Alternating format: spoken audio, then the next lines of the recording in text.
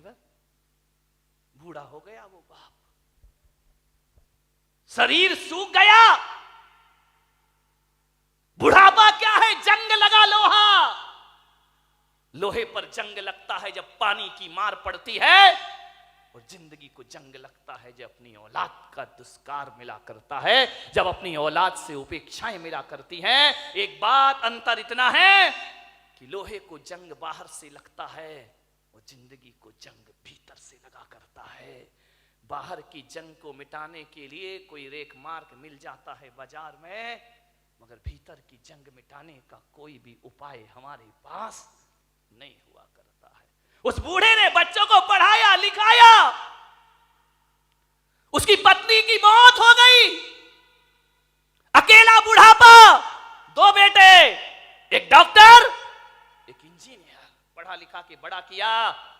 बड़ा आश्चर्य होता है मुझे कि एक बाप अपने 4 बेटों को पढ़ा लिखा के योग्य बना देता है, अपने 4 बच्चों को खिला देता है एक बाप, लेकिन 4 बच्चे मिलकर के बुढ़ापे में एक बाप को रोटियां नहीं दे सकते हैं। मेरे भाई, जब छोटे थे तो इस बाप ने तुम्हें खिलाया था, पिलाया था, आज बुढ़ापा है, 4 बच्चे रोटियां नहीं दे सकते उसको। अरे तुमसे अच्छा तो वो बंदर होता है जो नाच नाच कर मदारी का पेट भर दिया करता है। ध्यान रखिए, क्या जिंदगी है हमारी, क्या जीवन है हमारा। अपने ही घर में परायेपन का बोध, ऐसे रहते हैं जैसे पड़ोसी के घर में रह रहे हो। कल तक जहां हुकूमत चलती थी, आज 2 रोटी का भी इंतजार करना पड़ता है। मान्यवर, मां बाप अपने बच्चों की जुबान नहीं दे सकते किसी को। क्या हालात बना दिए हैं कि बुढ़ापे में मां बाप बच्चों के सामने चुपचाप हाथ बांधे खड़े रहते हैं। उनके पास कुछ नहीं है। उस बूढ़े बाप को बहुएं पसंद नहीं करती थी, फूटी आंख नहीं सुहाता बूढ़ा उनको, बड़ी परेशान हो गई बहुएं।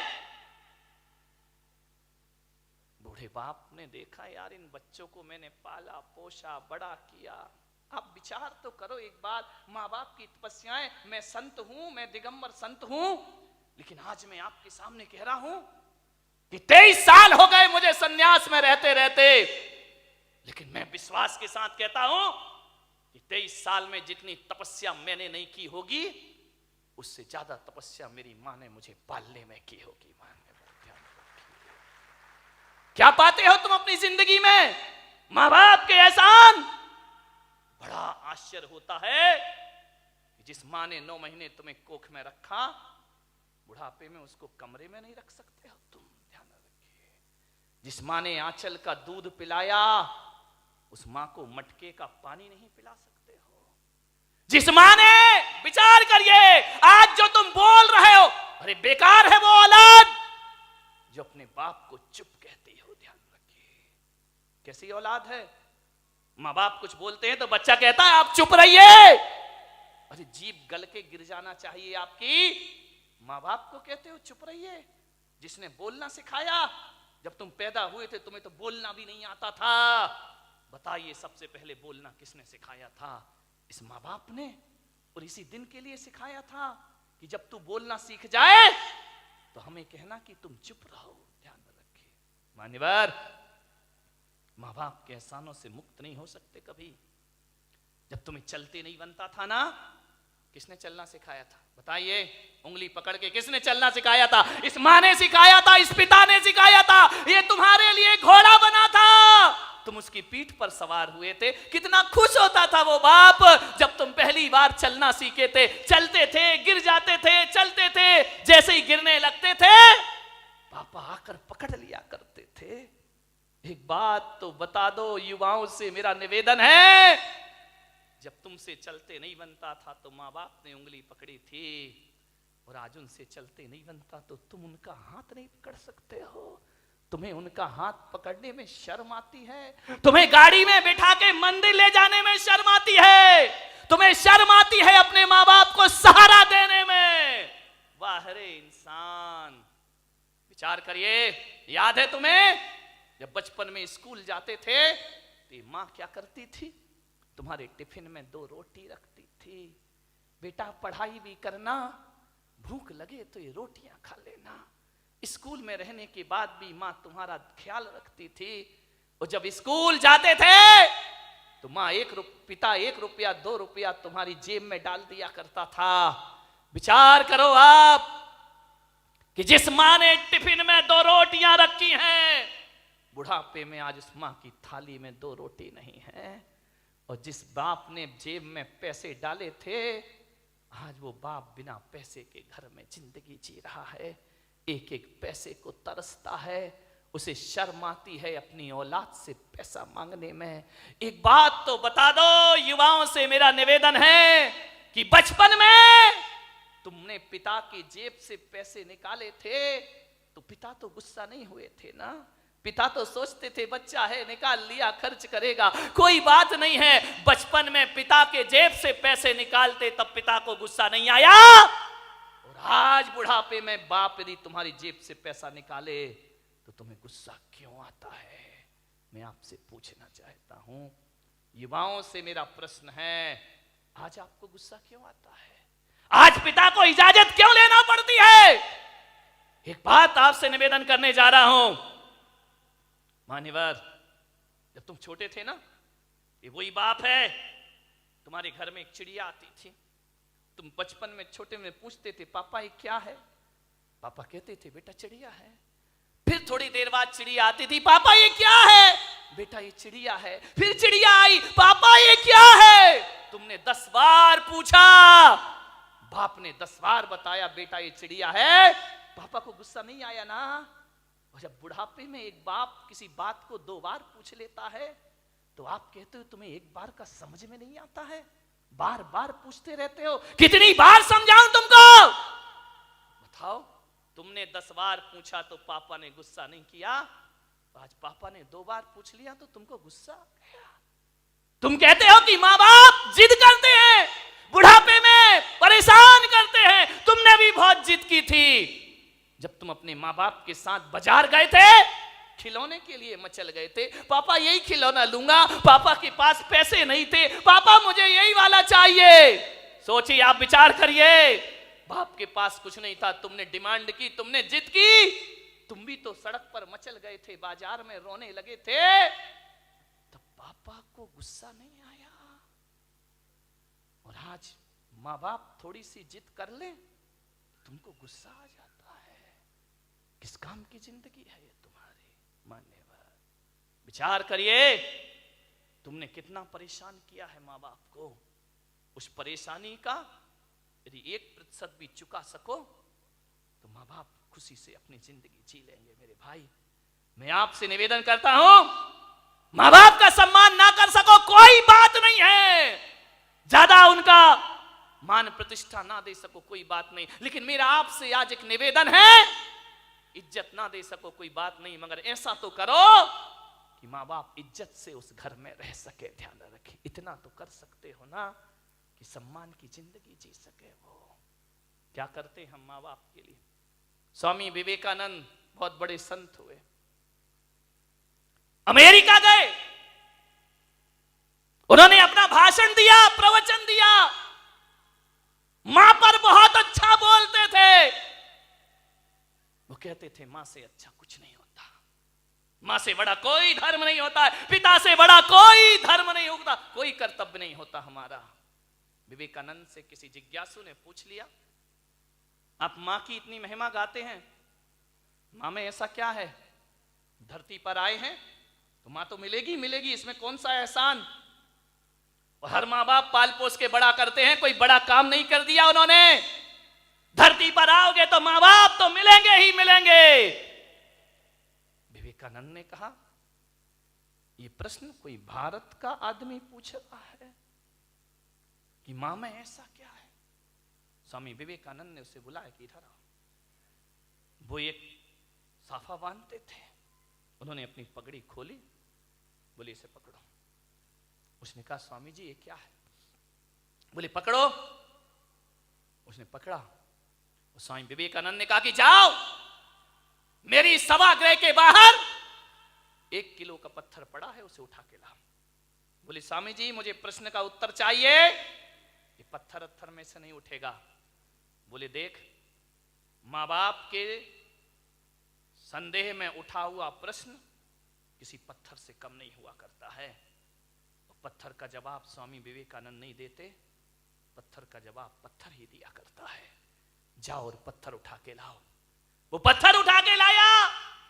स्वामी जी ने कहा अपने पेट में बांध, और बांध करके पूरे नगर के 3 चक्कर लगा के आ। बोले ऐसा नहीं हो सकता। बोले क्यों नहीं हो सकता है? बोले मुझे उत्तर चाहिए। बोले उत्तर मैं नहीं दूंगा, उत्तर पत्थर देगा। माँ बाप के खिलाफ उठा प्रश्न पत्थर है, उत्तर भी पत्थर ही देगा। जाओ। उसने बांधा पूरे परिक्रमा। बोले थोड़ी देर बांधा फिर छोड़ दिया। बोले मेरे से नहीं होगा ये। बोले क्यों? बोले स्वामी जी आप इतने बड़े विद्वान हैं, मनीषी हैं, ज्ञानी हैं, मैं पेट में पत्थर बांध के घूमूंगा तो लोग हंसेंगे, मेरा मजाक बनेंगे, मुझे अच्छा नहीं लगेगा, मुझे शर्म आती है। तो स्वामी विवेकानंद ने कहा उत्तर मिल गया। बोले ये कोई उत्तर है क्या? बोले यही उत्तर है। जब तुझे 1 किलो का पत्थर बांध के घूमने में शर्म आती है, बोल तेरी माँ 9 महीने तुझे पेट में रखकर कैसे घूमी होगी, उसे शर्म नहीं आई होगी, और आज तुझे शर्म आई और तूने पत्थर फेंक दिया। अरे मूर्ख, यदि तेरी माँ को शर्म आती हो तुझे कोख से निकाल कर फेंक देती, तो आज मेरी सभा में प्रश्न पूछने की औकात तेरी नहीं होती। इस ध्यान रखिए, ये माँ बाप का उपकार हुआ करता, ये माँ बाप की बदौलत है। एक बात याद रखना मेरे भाई, आज तुम्हारे पास जितनी भी दौलत है वो माँ बाप की बदौलत है। ध्यान रखिए, माँ बाप नहीं होंगे तो कहां से डॉक्टर बन जाओगे, कहां से इंजीनियर बन जाओगे? अरे माँ बाप का एहसान मानो, एहसान मानो इस माँ का। गर्भपात की दुनिया में भी तुम्हें जन्म देने की ताकत रखी है उसने। यदि जन्म से पहले मार देती तो आज यहां बैठ के प्रवचन नहीं सुन रहे होते तुम लोग। आज जो इज्जत तुमने कमाई है ना, ये मत सोचना कि पढ़ लिख के इज्जत कमाई है, ये मत सोचना कि दौलत कमा के इज्जत कमाई है। आज किसी संत की सभा में इज्जत से बैठे हो तो अपनी बदौलत नहीं, अपने माँ बाप की बदौलत बैठे हुए हो। ध्यान रखिए, मेरा आपसे निवेदन है, यदि ये माँ तुम्हें जन्म देके किसी कचड़े घर में फेंक देती ना, जैसे आज बुढ़ापे में तुम उसे फेंक रहे हो, यदि बचपन में इस माँ ने फेंक दिया होता ना, तो ना तुम्हारी जात का पता चलता, ना तुम्हारे बाप का पता चलता, और इस धरती पर नाजायज औलाद बनकर जीते रहते। कोई तुमसे शादी करने को तैयार नहीं होता मेरे भाई। माँ बाप ने जिंदगी भर अपना चरित्र बचाया है, इस माँ ने अपने सतीत्व को बचाया है, उस पिता ने अपने चाल चलन को सुधारा है, तब जाकर तुम इस समाज में इज्जत की जिंदगी जी रहे हो मेरे भाई। ध्यान रखिए, ये इज्जत भी माँ बाप से मिली है, ये नाम भी माँ बाप से मिला है। और तुम्हें डॉक्टर बनाने से पहले तुम्हें डॉक्टर बनाने का सपना माँ बाप ने देखा था, तुमने बाद में, तुम्हें तो अकल भी नहीं थी, तुम्हें तो समझ भी नहीं थी कि इंजीनियर क्या होता है, डॉक्टर क्या होता है। माँ बाप तुम्हें बनाते हैं। आज तुम जहां भी हो, संतों की बदौलत, भगवान की बदौलत हो या ना हो, माँ बाप की बदौलत आज तुम जहां पर भी हो। ध्यान रखिए, माँ बाप का हाथ है इसमें। बूढ़ा दुखी हो गया, बहुएं पसंद नहीं करती, घर जाता बूढ़ा तो ऐसा लगता जैसे किसी जेल में प्रवेश कर रहा हो। पत्नी भी नहीं, फोटो लगी है पत्नी की, लेटा हुआ है पलंग पर, कभी पत्नी को देखता है, कभी अपने आप को देखता है। रात कटती है करवट में, पता नहीं चलता कितनी लंबी रात है। यूं तो अमावस 15 दिन में एक बार आती है, लेकिन उस बूढ़े की जिंदगी में तो अमावस ही अमावस थी, पूर्णिमा तो कभी आ ही नहीं पाई। सुबह ताने भरे शब्दों से नाश्ता मिलता, उलाहना दे करके 2 रोटी मिलती, करते क्या हो तुम यहां बैठे बैठे? कुछ नहीं बोला बूढ़ा। ठीक है, जाए भी तो जाए कहां? बड़ा दुखी था, मर भी नहीं सकता, मौत भी नहीं आती, जी भी नहीं सकता, जीने जैसा कुछ बचा भी नहीं है। बहुत दुखी वह बूढ़ा। थोड़ा बहुत टहलाता, यार दोस्तों में बैठता, शरीर में ताकत नहीं, कुछ कमाए, कुछ मेहनत करे, फिर घर लौट आता। और घर लौटता तो ऐसा लगता कि किस दरिंदगी की जिंदगी में मैं वापस लौट आया हूं। कोई ढंग से बात नहीं करता, बेटे के पास टाइम नहीं, वो क्लिनिक से आता, वो साइट से आता नहाता धोता, टीवी के सामने बैठ जा। बूढ़े बाप से कोई कुछ नहीं पूछता। मैं युवाओं से निवेदन करूंगा, बूढ़े माँ बाप को बुढ़ापे में कुछ नहीं चाहिए, कुछ नहीं चाहिए। कोई बूढ़े माँ बाप नहीं कहेंगे अच्छा कमरा दो, अच्छा बंगला दो, गाड़ी दो, मोटर दो, अच्छा खाना दो। कोई माँ बाप नहीं। आपसे निवेदन है, जब कोई बेटा विदेश जाता है ना घूमने के लिए, पढ़ने के लिए, यदि वो पत्नी से पूछता है क्या लेकर आऊं, पत्नी कहती मेरे लिए हार लेकर आना। बच्चे से पूछता बेटा तेरे लिए क्या लेके आऊं, वो कहता है मोबाइल लेके आना। बहन से पूछता है तेरे लिए क्या लेकर आऊं, वो कहती है अच्छे से सूट लेकर के आना। लेकिन जब माँ से पूछता है माँ मैं विदेश जा रहा हूं, बता तेरे लिए क्या लेकर आऊं, तो माँ कहती है मेरे पास सब कुछ है मेरे बच्चे, कुछ लाए या ना लाए, मेरा लाल तू वापिस आ जाए, इससे बड़ा उपहार मेरे लिए दुनिया में कोई दूसरा नहीं। एक माँ है जो केवल तुम्हें चाहती है, तुम्हें बस, बाकी सारे रिश्ते तो तुमसे कुछ चाहते हैं। ध्यान रखिए, तुम्हें चाहने वाला कौन है? मान्यवर, क्या चाहिए एक बूढ़े माँ बाप को? पत्नी डिमांड कर सकती है साड़ी की, आभूषण की, माँ बाप तो नहीं करते। कोई उन्हें अच्छा पहनना नहीं चाहिए, उन्हें अच्छा कपड़ा नहीं चाहिए, उन्हें तो सब जीवन जी लिया है। ध्यान रखना, लड़कों से मेरा निवेदन है, बूढ़े माँ बाप को केवल प्रेम के 2 शब्द चाहिए। रूखी रोटी दे देना, ऑफिस से दुकान से जब भी लौटो 2 मिनट अपने माँ बाप के पास जरूर बैठना, उनका हाल चाल पूछ लेना, समस्या का समाधान कर पाओ या ना कर पाओ 2 शब्द प्यार के बोलना कि पापा जी कोई तकलीफ तो नहीं है ना, कोई कष्ट तो नहीं है ना, आपकी तबीयत ठीक है ना, बस इतना बोल दो। ध्यान रखिए, कुछ नहीं चाहिए माँ बाप को। एक माँ को इतना ही तो सुनना है कि माँ से इतना बोल दे बेटा कि मम्मी तू ठीक है ना।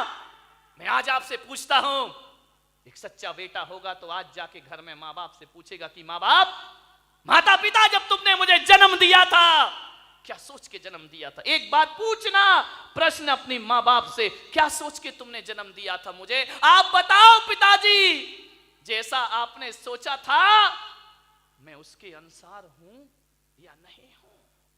पूछ लो एक बार अपने माँ बाप से।